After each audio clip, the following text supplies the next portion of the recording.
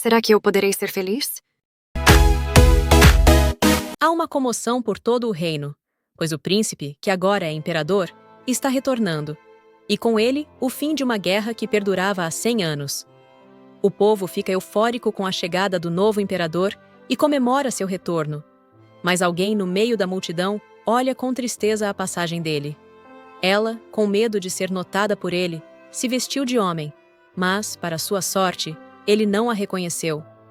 Daphne só conseguia pensar que ela só serviu como um brinquedinho para o novo imperador, já que ele não estava genuinamente interessado nela.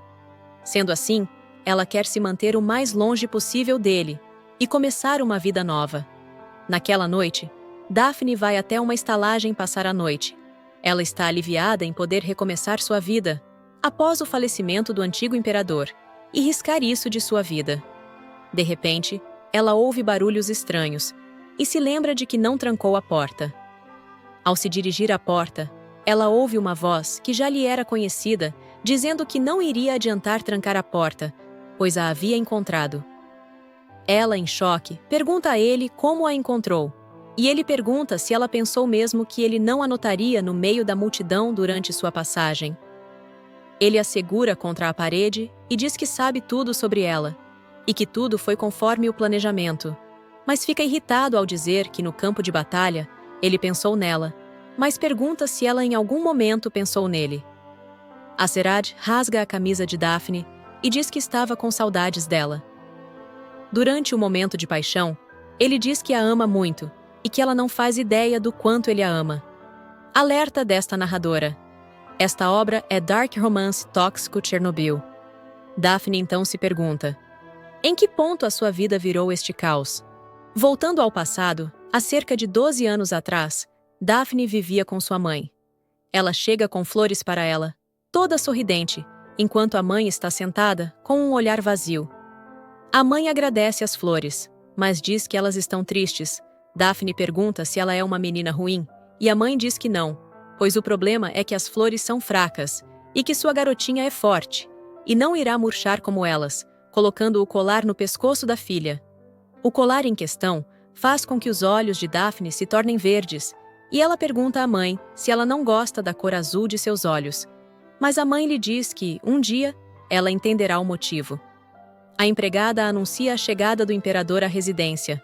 A mãe de Daphne lhe diz que seu pai chegou e pergunta se ela sabe o que fazer.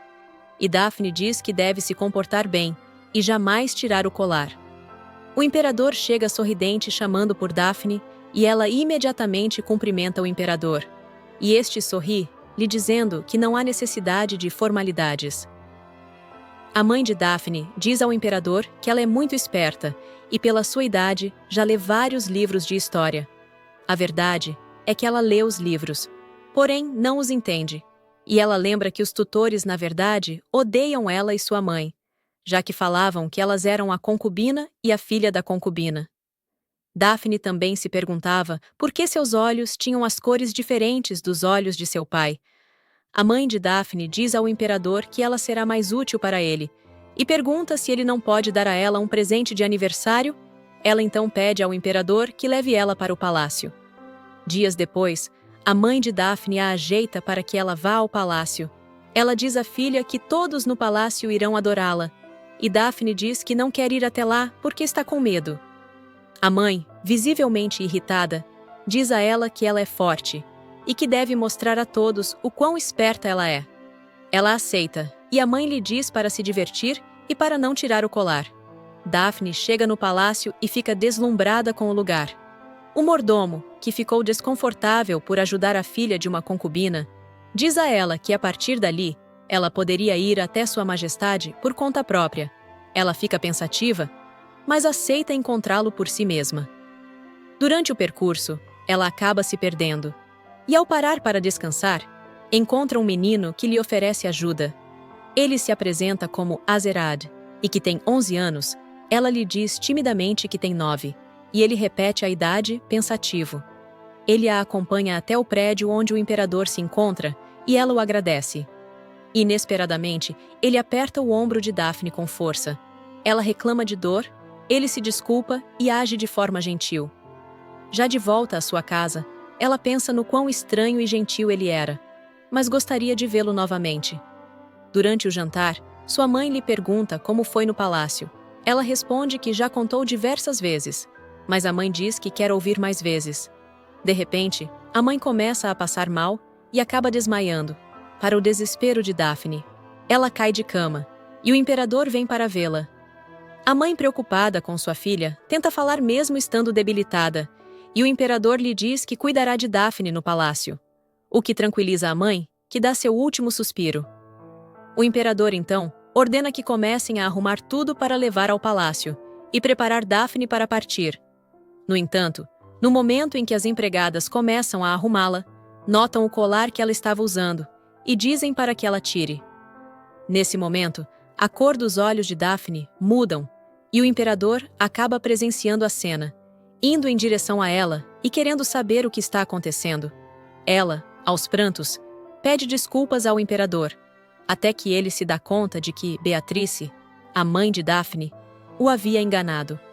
Ela é levada para o palácio e se torna uma serviçal.